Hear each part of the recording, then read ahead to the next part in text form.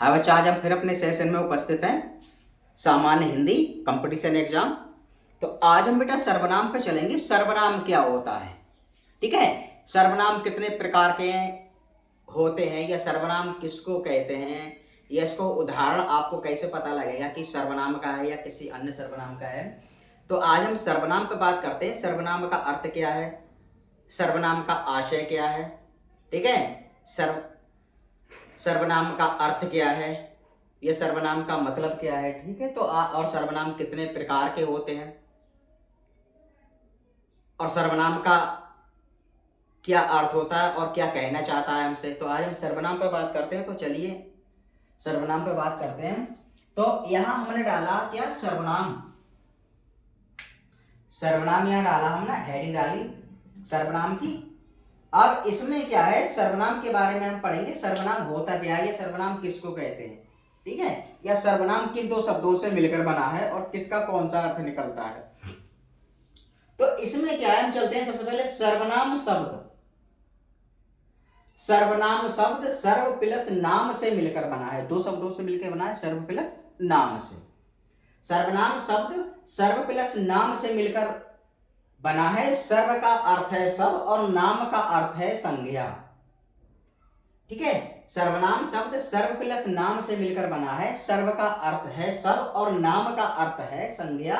अतः वे शब्द जो सभी संज्ञाओं के बदले पूर्वापर संबंध के साथ प्रयुक्त होते हैं सर्वनाम कहलाते हैं। इतनी बात क्लियर हो गई। दोबारा मैं फिर बता रहा हूं उसमें। सर्वनाम, ठीक है। सर्वनाम किसको कहते हैं, तो सर्वनाम शब्द सर्व प्लस नाम से मिलकर बना है। सर्व का अर्थ है सब और नाम का अर्थ है संज्ञा। अतः वे शब्द जो सभी संज्ञाओं के बदले पूर्वापर संबंध के साथ प्रयुक्त होते हैं सर्वनाम कहलाते हैं, ठीक है। अब आपके मन में ये विचार आता होगा कि सर जी सर्वनाम के बारे में क्यों बता रहे हैं। देखिए, कोई भी चीज पढ़ने से पहले या कोई भी चीज, ठीक है, समझने से पहले या पढ़ने से पहले उसके बारे में हमें जान लेना चाहिए कि सर्वनाम आखिर है क्या। जैसे पिछली वीडियो में हमने संज्ञा कारक वगैरह बताए थे और बहुत सारा कुछ बताया उसमें। तो पहले उसके बारे में हमें ज्ञात होना चाहिए या पता होना चाहिए कि संज्ञा किसको कहते हैं या कारक किसको कहते हैं, ठीक है। तो इसलिए मैं बताता हूं कि सर्वनाम है क्या, इसका आशय क्या है। देखिए, कोई भी चीज समझने से पहले उसके बारे में हमें ज्ञात होना चाहिए, जानकारी होनी चाहिए कि इसका आशय क्या है या इसका मतलब क्या है। तभी तो हमें आगे बढ़ना चाहिए, उसके बाद ही तो हमें आगे बढ़ना चाहिए। या जो चीज हमने पढ़ ली उसके बारे में हमें जानकारी नहीं, जैसे एग्जाम में आ गया कि सर्वनाम किसको कहते हैं, आपको पता ही नहीं सर्वनाम किसको कहते हैं। आप बैठे बैठे वहां क्या देखोगे, एक दूसरे का मुंह देखोगे। तो बेटा कोई भी चीज,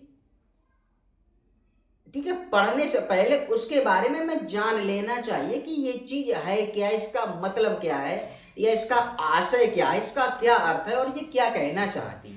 तभी तो मैंने ये बता। अब जब ये हमारी चीज समझ में आ जाएगी तभी सर्वनाम कितने हैं उनके बारे में हमें थोड़ी आसानी होगी समझने में, थोड़ी सरलता से हमें थोड़ी समझ में आ जाएगा। तो इसलिए मैं ये सर्वनाम बताता हूँ। किसी भी चीज को पढ़ने से पहले उसके बारे में हमें देखना चाहिए इसमें है क्या। अब जैसे आपके पास हिंदी विषय है या मैथ विषय है, आपको पता है कि गणित में हिसाब किताब होता है, आप उसको हल कर लेंगे, गुणा भाग भिन्न घटाओ जोड़ घटाओ, बहुत सारी चीजें आती, मैंने भी पढ़ा है मैथ, मुझे भी जानकारी है। और आपको पता ही नहीं कि मैथ होता क्या है, इसके बारे में क्या है, तो क्या हल करोगे आप। चलिए हम अपने टॉपिक पे आते हैं। अब ये क्या है, सर्वनाम है। मैं आपको बता रहा हूं सर्वनाम है क्या। सर्वनाम शब्द सर्व प्लस नाम से मिलकर बना है। सर्व का अर्थ है सब और नाम का अर्थ है संज्ञा, ठीक है। अतः वे शब्द जो सभी संज्ञाओं के बदले पूर्वापर संबंध के साथ प्रयुक्त होते हैं बेटा सर्वनाम कहलाते हैं। इतनी बात क्लियर हो गई, इतनी बात क्लियर हो गई। ये तो हमने बताया सर्वनाम किसको कहते हैं, यह सर्वनाम होता क्या है। अब इतनी बात क्लियर। अब हम चलते हैं कि सर्वनाम कितने प्रकार के होते हैं, ठीक है। सर्वनाम कितने प्रकार के होते हैं और उस प्रकार में कौन कौन से सर्वनाम के नाम हैं। ठीक है, पहले तो हम चलते हैं कि सर्वनाम कितने प्रकार के। अब इसमें लिखा है, मैंने लिखा है व्यवहारिक आधार पर सर्वनाम के 6 भेद हैं। व्यवहारिक आधार पर सर्वनाम के 6 भेद हैं। अब कौन कौन से हैं बेटा, अब इधर आ जाइए। अब कौन कौन से, इसमें क्या है, नंबर 1 है, दिखाई दे रहा है, देता होगा, दे रहा है। इसमें क्या है, व्यवहारिक आधार पर सर्वनाम के 6 भेद हैं।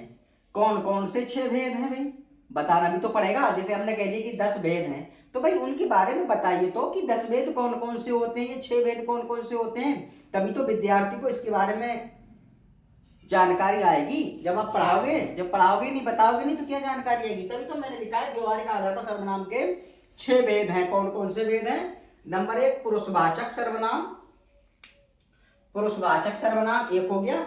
नंबर 2 निजवाचक सर्वनाम। नंबर 3 प्रश्नवाचक सर्वनाम। नंबर 4 संबंधवाचक सर्वनाम। नंबर 5 निश्चयवाचक सर्वनाम और नंबर 6 अनिश्चयवाचक सर्वनाम। तो ये बेटा 6 भेद हैं व्यवहारिक आधार पर। सामान्य हिंदी कंपटीशन एग्जाम प्रतियोगिता परीक्षा की मैं बात कर रहा हूं। व्यवहारिक आधार पर सर्वनाम के भेद 6 हैं। ठीक है, मैं एक बार फिर बता रहा हूं सर्वनाम किसको कहते हैं।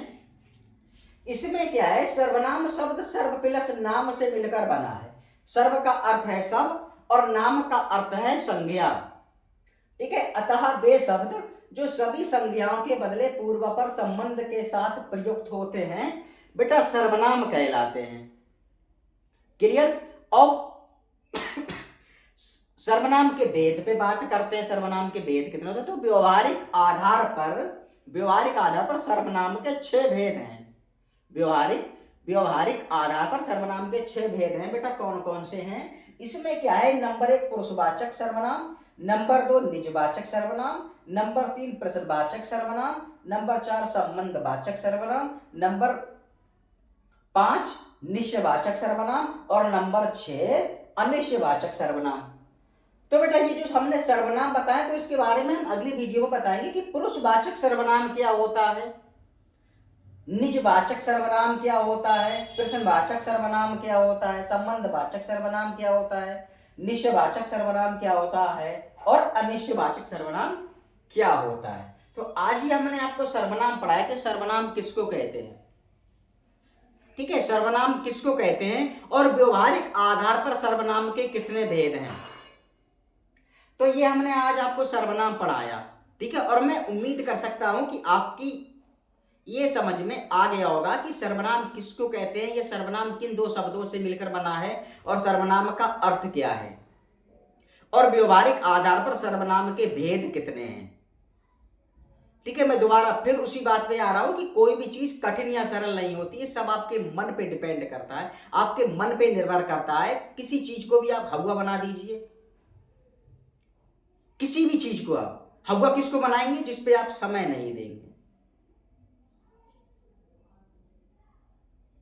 कोई भी विषय सरल या कठिन तब तक लगता है जब तक आप उसको गहराई से पढ़ते नहीं हैं। जिस दिन आप उस विषय को या उस सब्जेक्ट को आप गहराई से पढ़ने लगते हैं, तो वो आपको कठिनता से सरलता की ओर लाने लगता है और आप यूं समझ लीजिए कि वो लगने लगता है। क्यों लगने लगता है, क्योंकि आप समय दे रहे हैं, उस पर पढ़ रहे हैं उसके बारे में।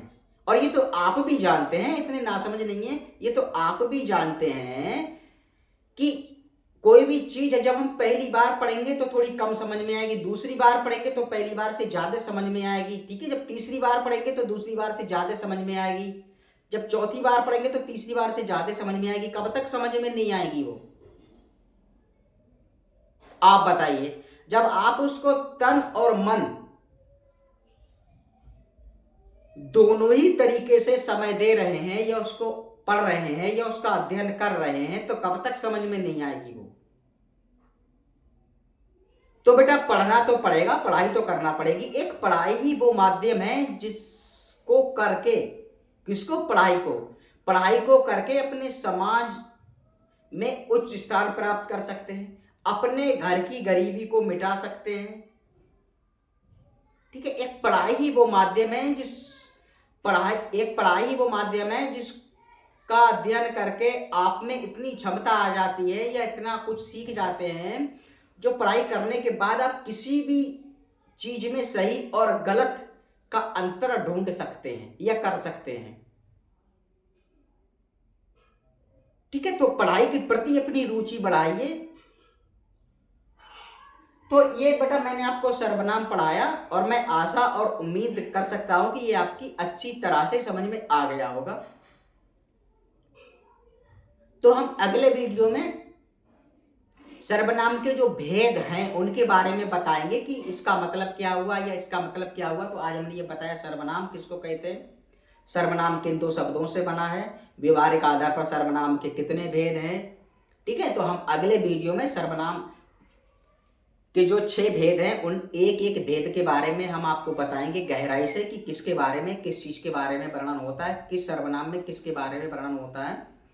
तो आप मन लगा के पढ़िए और मैं आशा और उम्मीद कर सकता हूं कि ये वीडियो आपके पसंद आया होगा। मैं इतनी सरल और साधारण भाषा में पढ़ाता हूं कि मैं आशा या उम्मीद कर सकता हूं कि शायद प्रत्येक विद्यार्थी इस चीज को गहराई से समझ गया होगा या समझता होगा।